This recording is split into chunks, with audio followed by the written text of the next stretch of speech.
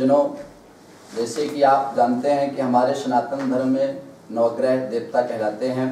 तो नौ ग्रहों के बारे में हम आपको अलग अलग ग्रहों की अलग अलग जानकारी देने जा रहे हैं, जिसमें कि सबसे प्रथम ग्रह सूर्य ग्रह माना जाता है। सूर्य अपने को जीवन में उच्च पदवी और सम्मान प्रतिष्ठा दिलवाता है।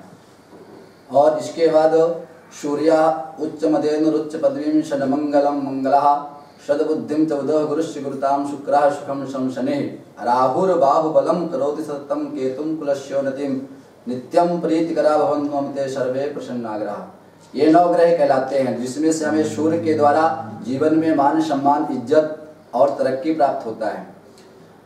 इसके बाद चंद्र ग्रह आता है। चंद्र ग्रह से हमको जीवन में शांति प्रदान करता है, जीवन में सुख शांति को देने वाला चंद्र ग्रह से हमको प्राप्त होती है।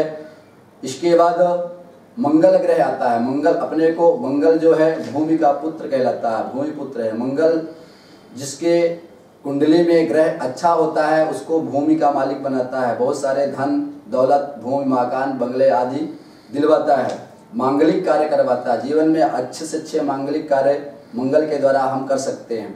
इसके बाद बुध जो होता है हमारे वाणी का दाता कहलाता है। बुध ग्रह के द्वारा हम अपने वाणी से दूसरों को आकर्षित कर सकते हैं और अपने वाणी अपने बुद्धि के द्वारा जीवन में मान सम्मान और प्रतिष्ठा प्राप्त कर सकते हैं।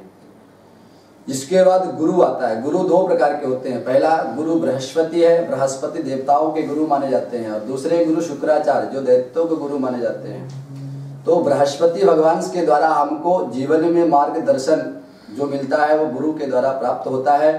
गुरु ग्रह एक ऐसा ग्रह है जिसके जीवन में अच्छा हो जाता है तो उसको अच्छा मार्गदर्शन देता है, और वो अच्छे रास्ते के द्वारा जीवन में बहुत अच्छे कार्य को करते करते अंत में आदमी बहुत ऊंचाइयों को प्राप्त कर जाता है।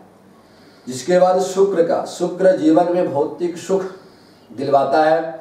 घर गाड़ी मकान बंगले इत्यादि आपको जीवन में यहाँ वहाँ घुमाना फिराना भ्रमण कराना, शुक्र जो है अपने जीवन में भौतिक सुख सुविधाओं को प्राप्त करवाता है। इसके बाद शनि जो ग्रह है वह सूर्य का पुत्र है, और सबसे अच्छा और सबसे बुरा ग्रह भी शनि कहलाता है।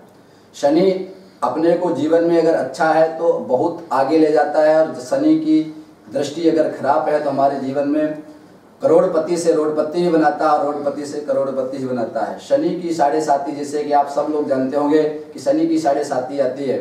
तो शनि की 7.5 में इसके चार भाग होते हैं, स्वर्णपाद रजतपाद लौहपाद, ऐसे चार जगह पर जब शनि विराजमान होता है तो शनि की 7.5 में किसी व्यक्ति को शुरुआत में कष्ट होता है तो किसी को अंत में तकलीफ होती है। शनि हमारे लिए बहुत अच्छा भी है और बहुत खराब भी है। अगर हम शनि की उपासना करते हैं तो हमको बहुत सारा धन प्राप्त होता है, बहुत सारे लाभ प्राप्त होते हैं, और बहुत सारे जीवन में रुकावटें हमारी खत्म हो जाती हैं, जिसके बाद हम अपने जीवन में सुख शांति का अनुभव कर सकते हैं। इसके बाद राहु ग्रह आता है। राहु अपने को जीवन में आत्मबल को प्रदान करता है, हमारे अंदर की शक्ति अंदर की ताकत अंदर की बल को प्राप्त करता है, आत्मबल को बाहुबल को देने वाला राहु ग्रह कराता है, जिसके द्वारा हम अपने बड़े से बड़े कार्य को कर सकते हैं। इसके बाद केतु के द्वारा हमारे जीवन में कुल की उन्नति करवाता है। केतु से हमको क्या प्राप्त होता है? अपने घर में संतान की वृद्धि कराता है।